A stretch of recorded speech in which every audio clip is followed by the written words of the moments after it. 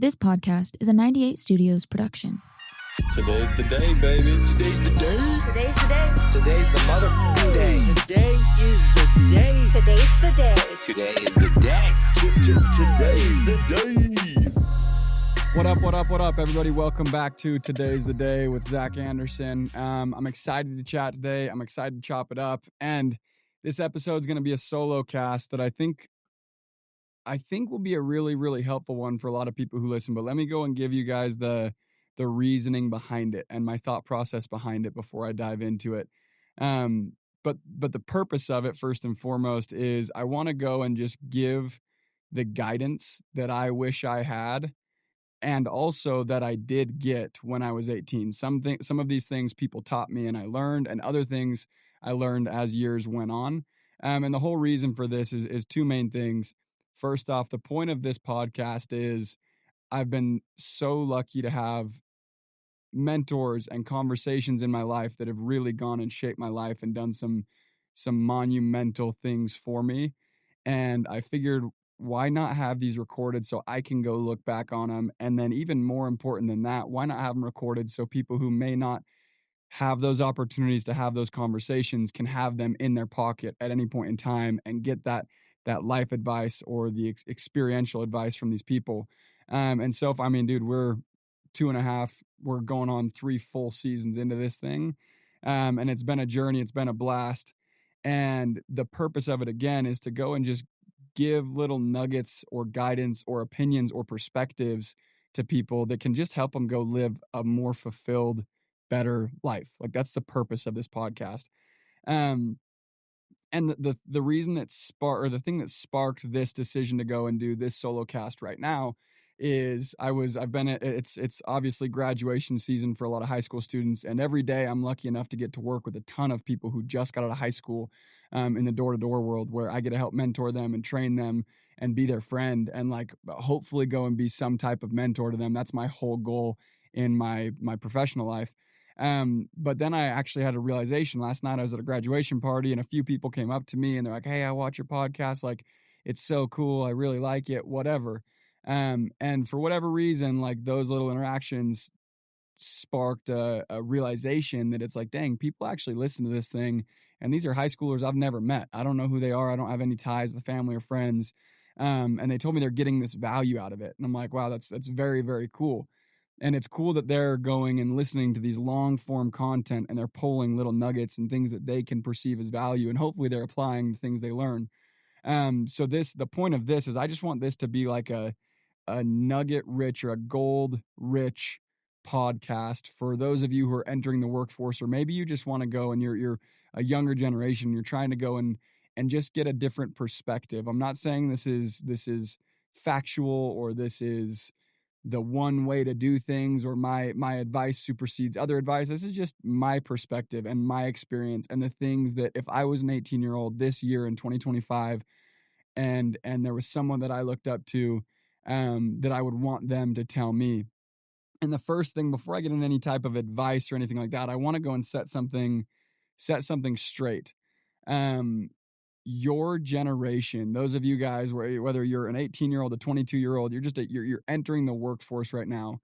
Your generation, there's 2 things I want to say about it. Number 1 is this generation coming up is the smartest, most creative generation out there. They get a bad rap. They get people who clown on them and talk about it's the TikTok generation or whatever. But no, genuinely, there are more young entrepreneurs and entrepreneurial-minded kids and young adults than I have ever seen. And I think you guys are the brightest generation ever. You guys grew up with technology. You guys know how to use technology. And I include my generation in this as well. And with that being said, I do think there are some things missing from the generation. And a big one being, which I'll touch on a little bit more in depth, just massive action and understanding the principle of the law of the harvest, where you reap what you sow. And I think the fact that there's so many young entrepreneurs creates this idea that success should come easy and it should come quick. And that's just not the truth. But that's the thing I want to set straight is your generation is going to do some incredible things that that past generations couldn't have even imagined or fathomed. That is so damn cool. And the other piece that goes along with that is there has never been a more exciting time to enter the workforce ever, right? I know there's a lot of uncertainty in the world and the nation and all that, blah, blah, blah. And there's always negativity if you're looking for it. There's also always positivity. And I would say a massive piece of that, and something that's become very, very apparent in such a short amount of time, is you guys have artificial intelligence at your fingertips. And there are so many different ways to utilize this tool to go and like supersede anything anyone could have done in their lifetime starting 10 years ago. Like, you guys are in the coolest time, right? The most uncertain times in the nation is the best time to go and build something and create and grow. You guys are entering the workforce in the coolest time. And if you watch the news, that's not the message you're going to get. The message you're going to get in the news is this is the worst time to be alive. Everyone's divided, blah, blah, blah, blah, blah, blah, blah. The world's going to end. AI is going to take our jobs. It's a whole bunch of bullshit that you can choose to subscribe to if you want to. I choose to look at things in through the lens that we are literally in the funnest time to go create, build, and grow than anyone has ever seen. And technology supports that. And it can also be a massive distraction, so be careful of that. But that's what I want to set straight is you're so freaking lucky. You should be stoked. If you're graduating high school right now, you should literally, I don't even know how to express to you how big you should be thinking, how excited you should be, how certain you should be in the fact that you're going to go do some very, very cool things, as long as you go put in the effort, because life responds to effort. And then I want to go give you guys some nuggets that I think would be really, really valuable as a young adult right now, especially in these times, and also that were really valuable when I was an 18-year-old. So I'll give you guys like a little mental image of me as an 18-year-old. I always knew how to work. I'd had a job since I was early teens. I was very money motivated. I knew I didn't want to struggle financially. And I had always been money motivated. I was a good connector, meaning I loved people. I had really good friends. I had a innate belief that being inclusive was the coolest thing you could be. And that was kind of me. Other than that, I was kind of like an aimless, wandering 17, 18-year-old that had no clue what they were going to do professionally. They definitely didn't look at the world. I definitely did not look at the world like it was the most exciting time to go and enter the workforce. I didn't have a chip on my shoulder. I was just kind of like floating. And some massive things changed my life. A big one being I had a mentor in my teens that paid me. Casey Baugh, he paid me to read books. And what that did is it started to shape the way that I looked at the world. And it gave me this lens to look at the world through that I had never seen the world through. And it changed my perspective on everything. And what it started helping me see was, dude, there's so much to life. And in life, if you can do big things, you can have a big impact. And having a big impact at the end of the day is what's important. Now, when I was 18, there was a lot of things on top of that, and there still probably are a lot of things that I need to move out of the way to get to the essence and the core of what I think fulfillment is. Like, as an 18-year-old, I want to get the nice car, I want to make a lot of money so I can do all the things and have a nice house, et cetera, et cetera, et cetera. And then as you go and you obtain the things that you think are fulfilling, you learn that there's a deeper essence in fulfillment. And I think I'm very grateful for the roots that I had as a teenager because of Casey to go and recognize those things. And now, like, my whole purpose every day is impact, impact, impact, impact. How can I go impact the people who came before me and the people who are going to come after me and the people who are here with me now? And I don't do the best job at it of anyone out there, but I do my best. And I think that's been amazing. So as an 18-year-old, I have this lack of life experience, but I had a good head on my shoulders. I think that's what I will credit to myself. And I also was very good at taking advice, and I was very good at taking knowledge and applying it. And I, straight out of high school, for those of you guys that know, I was getting out of high school. I didn't know what I was going to do. I was enrolled in college that upcoming semester. So I was like, what am I going to do for summer? And I decided to go do something that's called summer sales, where you go and you knock door to door and you sell products throughout the course of the summer. And I ended up at a company called Vivint selling alarm systems door to door.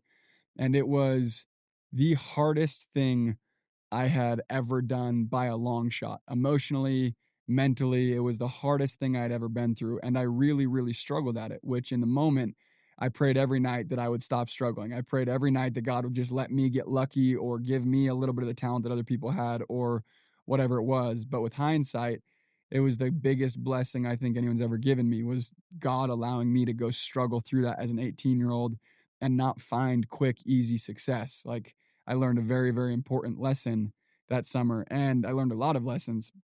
And as time went on, I think I've grown, and I'm still going to go grow a lot, but I've grown. And over the years, I ended up having that be my career choice, that industry. I ended up dropping out of college, pursuing that career full time, turning it into a 7-figure career. And more importantly, learning some insane life skills and life lessons, and creating this network of people that I freaking adore and I love and I look up to and I learn from and that learn from me, and all of the good things. And in addition to that, I've gotten the opportunity and the challenge of having to be a leader among men, meaning I literally have people that look to me for direction and certainty, et cetera, et cetera. And it's the hardest thing, way harder than just doing a summer of sales, but the best thing that I've ever been lucky enough to get the responsibility of. And with all of that being said, I've learned some things along the way that are really valuable. And I've got some stories that I think you guys will crack up about and think are funny and maybe relate to as well. And maybe the first one you relate to is getting out of high school and having no freaking clue what you want to do with your life, but knowing you want to go do something substantial, and you want to go and have a positive impact on people. Those were the two things that I knew. And then I also knew I wanted to financially be set.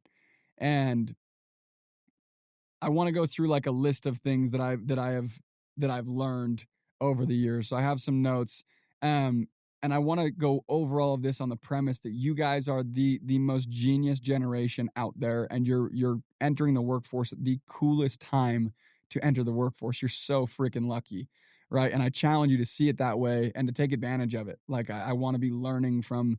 If you're 18, I want to be learning from you in 3 years when you go and master something I have no idea about. I would say the first thing that I would offer as a piece of advice, and you can take it how you may, would be, as an 18-year-old, your job, your responsibility is to go learn life skills that will give you the results you want in life. So if it's money, go learn how to sell things, right? And if it's other things like it's personal growth, go put yourself in an environment where you're going to learn personal growth. Go learn life skills that'll support all of your needs for the rest of your life. That's number one. Put all of your energy and your focus into life skills. A really, really good way to do that could be college, right? That could be a really good place to go and learn life skills. Another really good one could be just a full on start your working career. If you don't need a degree to do what you want to do, go start whatever it is you want to go do, right? Go learn life skills that you can take with you for the rest of your life, because it will raise your human life value in the marketplace, meaning what you're valued as, what people view you as far as what you're worth. You get to control that. And the more life skills you gather, the more your human life value increases. The second thing that I would say is gain experiences. And this is something that I wish I had more guidance on, or more understanding of when I was really early on in my career, because I was learning life skills, but I didn't allow myself to be fully present to really, really experience some of the experiences I could have. Not all the time. I definitely did. And those of you guys that were with me through that portion, you'd be like, what are you talking about? We had the best experiences. It's true. I had the greatest experiences, but there were times where, even though I had done all the work to facilitate an experience and to put myself in a situation to be there and experience something amazing, I had my mind in 500 other places rather than being where my feet are and actually experiencing the experience. And I know that might sound weird, but I think there's two parts to gaining experiences. And I think college is another really good resource for that.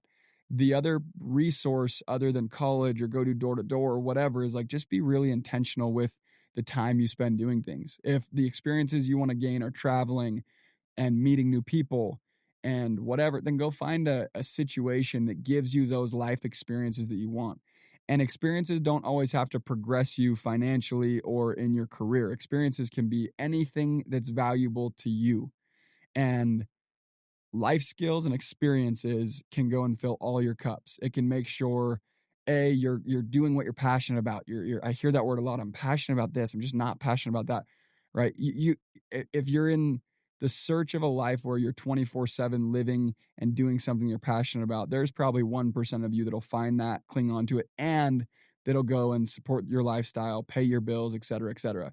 But if you find this balance between life skills that maybe you're not the most passionate about, but you know they're going to get you the results you want, and these experiences that you're extremely passionate about, you'll be filling all of the cups. So I would say go and get yourself life experience, life skills, and gain experience as well. And whatever that means, that's up to you to decide. With that being said, I want to go double down on the fact that if you go decide you want to get like I hear this all the time. I want to go find financial freedom. I want to spend 6 months of the year doing whatever I want. I want to spend time with my family, my friends. I want to have time to date. I want to play sports probably. I want to have this hobby and that hobby. I want to drive a really nice car, et cetera, et cetera, et cetera. And then they don't say it out loud, but over time, young people sometimes have all those requests of life, but they're not willing to put in the effort to get those things out of life for the amount of time it takes to get those things. And that's not necessarily me saying you need to go just always put in more effort. That's me saying get really clear on what you really, really want. And for me, some of those things I really wanted. I did not ever want to have to worry about finances again. So I went and adopted a life skill that's going to pay me for the rest of my life. And I think that'd be a really good way to go about it. Get really clear on what you want, find the life skills and the experiences that'll fill all those cups, and then go do the necessary actions and put in the necessary effort to get those results out of whatever systems you choose to go plug into. Life responds to effort. It's one of Todd Peterson's best quotes, one of my favorite quotes. Life responds to effort. So figure out what you want and be willing to do what it takes to get that. The next thing I would say is to be a lifetime learner. And that sounds like a cheesy, corny one-liner, but being a lifetime learner has leveled my life up in so many ways. And the reason it's a lifetime learner, not a 20-year learner, a 15-year learner, or a learner until you make $1 million, or a learner until you do a certain thing, is because when I was 18, making 6 figures a year was me making it. And if I decided to be a learner until I hit my goals at 18, I would have stopped learning when I was 20 years old. 19 years old, actually, a year later. But I decided to be a lifetime learner. So no matter what I've earned or what I've achieved or the rank or the position I've held or whatever it may be, I am consistently putting myself in an environment to learn and to be the dumbest person in the room. A big way of doing that was signing up for the Tony Robbins Platinum Group. Every time I go to an event, I'm not only the youngest, that's kind of insignificant, but I'm like the least life experienced person there. And I learn so much from the people around me. And I take notes on notes on notes on notes because I'm learning so much. And these are things I would never have paid to do or would be choosing to sacrifice the time, because that's probably the hardest part of the platinum situation for me, is sacrificing the time, if I didn't already make a commitment to be a lifetime learner. And it's the greatest thing you could do. It is the greatest thing you could do. Make sure your mind is consistently growing as you grow up. And if you've never been a learner yet, start today. Choose to go be a lifetime learner, whether that's reading a page a day or listening to a podcast a week or whatever it may be. Commit to be a lifetime learner. And I learned that principle from Casey Baugh, who is dominating in life and is still one of my best friends and my biggest mentors. And what's crazy is he taught me this principle when I was 18, and this dude had already made it. He's making $2 million a year, kicking ass, all the things I wanted in life. And now I look at him now, I'm like, oh, dude, he's made it. He runs them. I think there's multiple $1 billion under management. He has his case studies podcast. He's dominating. He's the biggest giver I know. Everyone loves him. Like, he's made it, right? And then we have this group called the Boss Squad. Shout out to my Boss Squad. I love the Boss Squad, where we go sauna in the mornings at Casey's house, and then we'll cold plunge, and we have very, very good conversations. And I listen to this man talk, who I think has made it. And he talks so much about the things he's still learning and the uncomfortable situations he's putting himself in to still learn and still progress, and the books that he's reading or rereading to go and understand them at a deeper level. And I'm like, dude, holy crap. If this man is that committed to lifetime learning, what excuse do I have to slow down? Because I think a lot of people love to learn again until they achieve a certain level. And then they think, oh, I'm good. I don't need to read any more sales books. I make 6 figures in sales. Okay. Do you make 7 figures in sales? If not, you should be reading sales books. And then it's 8, 9, and 10 figure. You can go all day long, right? You can go as long as you want. But being a lifetime learner is one thing I would say that's been immensely, immensely impactful for me. And there's the examples of the most successful people in the world. They're lifetime learners. They're always trying to learn something. The next thing I would say is, and these are two things that go together. First is all you have in life is your name and your reputation.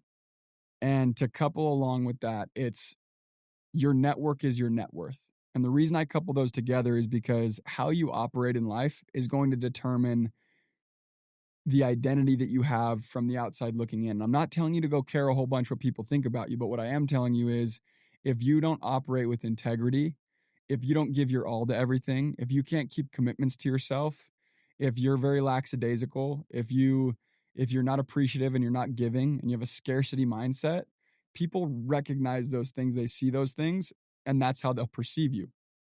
And to couple with that, your network is your net worth, meaning you should understand that every little action you take is going to impact the way people think about you and how much time they want to spend around you and how willing they are to help you and extend an arm out to you, etc. And if you can really go and be aligned in your values and do things in a way that you would be proud of to anybody in front of anybody and operate in a way that you would be proud to tell people about and I mean tell them about, like pull the curtains back and show them everything, you will be able to go and build a network that will change your life. And like I owe a lot of my quote unquote success in life to the network that I have and the people that I'm lucky enough that care about me. I'm lucky enough to have them care about me and to give me advice and to help me. And I'm lucky enough to have them come on my podcast and spend an hour with me. And it's like your network is so crucial, but you can crumble a network by doing things that are out of alignment with your values. So be really clear on that as you go into your adult life. Like what's important to me. A few of the things that were important to me going into my adult life was I want to be known as the guy where if you give me instruction that would be beneficial, I take it and I run with it and I do it better than anybody else. I want to be the guy that does everything with integrity, as honest as I can, and that aligns with my values, my moral compass.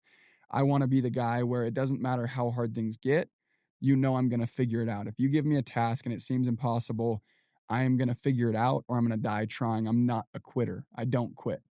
I want people to know for a fact I don't quit. Even when quitting might seem like the logical thing to do, I just don't do it.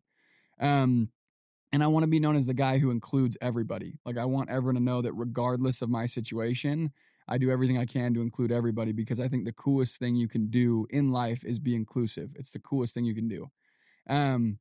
That's what I want to be known for. And whether I've been perfect in all those or not, that's not the point. And I definitely haven't been perfect, but I do think the fact that I give a lot of focus and attention and effort to those things has really helped me not only keep the relationships with people that I want to keep, but go and build new relationships every day with amazing people that bring so much value to my life. So that's what I would say with that one. And then I talked about being a lifetime learner and all of that. But Jeff Mendez has a really good quote. He'd always say, knowledge is not power. The application of knowledge is power.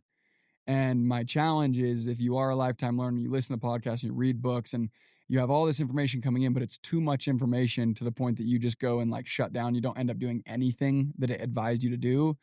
Go choose one thing to perfect. Like literally one book. Like go and reread a book until you feel like you practice everything from that book and you have like, you're doing it to the best of your capabilities. I think sometimes there's so much knowledge available at your fingertips. And there's so many podcasts and so many books and so much advice and so many best practices that I'm guilty of getting so many in front of me that I end up doing none of them. And that's the worst thing you could do is be a really, really, really smart person, right? And I think another quote that goes along with that, and Casey used to say it, or maybe Bodie used to say it, is he who can't read and he who chooses not to read are equally as dumb. Like you are just as dumb as the guy who can't read if you choose not to read, right? And I think you're just as good off not having the information as having the information and not applying it. So that would be my next piece of advice is the application of knowledge is power. So go and apply the knowledge that you learn, and make sure you do it in a big, big way. And then the last thing that I would go and say, and I know this is just like a really dense episode of a lot of things that I'll probably go do full episodes on each individual thing and give examples and stories, etc. But the next thing that I would say that I could have recognized earlier, and I could have recognized like more frequently throughout my adult life so far, is your habits and rituals shape the life that you live. And the reason I say I could have done better is because I've had moments or months or weeks or whatever where I fall out of rituals, right? And the times of my life where I feel the best, I'm the most fulfilled, I'm accomplishing the most, and I'm just the happiest is when my rituals and habits are number one, clearly determined, meaning I choose them intentionally. I do things with my time intentionally, my morning routine, my nighttime routine, my workout routine. There's an intention behind all of it. So it's clearly defined and it's consistently executed. When I'm actually doing the thing over and over and over, and I'm executing on the rituals that I know are going to get me the results I want, that's when I get the most out of life. I feel the happiest. I feel the most fulfilled. So those are a few of the nuggets that if I was just graduating high school, if I was entering the workforce, or maybe even now, I would love to have the reminder of. And I want to do as much as I can to help as many of you guys with these little things that I was lucky enough to do well, and that I wish I could have done better. But that's my 2 cents to you guys. A lot of you guys are entering a really cool phase of life. You should go on it with optimism and abundance and excitement and nothing but that. And if you go into it with that, that's the result. That's the reality that you're gonna fall into. You're gonna fall into a reality of optimism and excitement. And it's not. I'm not saying things won't be hard, especially if you choose to go into door to door. And by the way, if anyone wants to get into door to door, swipe up DM anytime. But that's not to say things aren't going to get incredibly hard. That's not to say you're not going to have moments of weakness. That's not to say you're not going to fall off the wagon. That's not to say that life's not going to kick you in the freaking balls every once in a while. But if you choose to go into it with that lens and look at life through that lens and those glasses, you might get different things out of hard experiences than other people would. And you might grow rather than quit. And you might capitalize on an opportunity rather than let a hard situation crumble you. And that would be my 2 cents. I know it's a ramble and a tangent, and there's a lot of little nuggets in there. Hopefully any of it was of value. But yeah, I love all of you younger generation. I'm here to help any of you guys however I can. So let me know if there's anything I can ever do. But I love all you guys. And as always, thank you. Until next time.